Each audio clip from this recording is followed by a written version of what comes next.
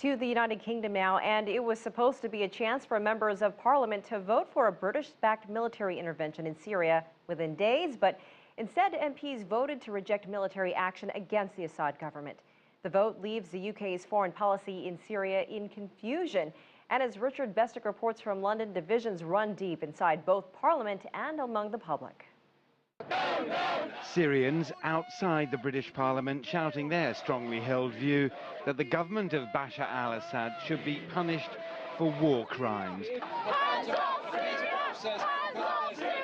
Yet only a little earlier, the streets of the British capital had been echoing to the sounds of those opposed to military action. What happened in Iraq 10 years ago still weighs heavily on British opinion.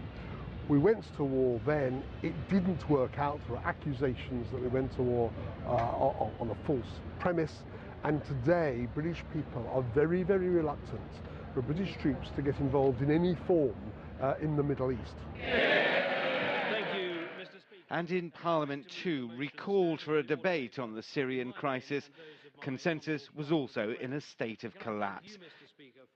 The UK Prime Minister David Cameron, though, saying the evidence that chemical weapons were used was compelling. Eyewitness accounts of chemical-filled rockets being used against opposition-controlled areas. We have thousands of social media reports and at least 95 different videos, horrific videos, documenting the evidence. But at the behest of the opposition, this emergency recall of the British Parliament had been reduced to debating the principle of military action. Evidence should precede decision, not decision precede evidence. The UK government has now published a summary of advice from its own lawyers claiming military action would be legal if there was compelling evidence of the use of chemical weapons. But according to the British Prime Minister, there will be no strike until action at the UN, although that won't silence opposing views on the streets. Clearly the numbers here aren't great, but what they do epitomise is a division that runs right through not just the British people, but the British Parliament as well.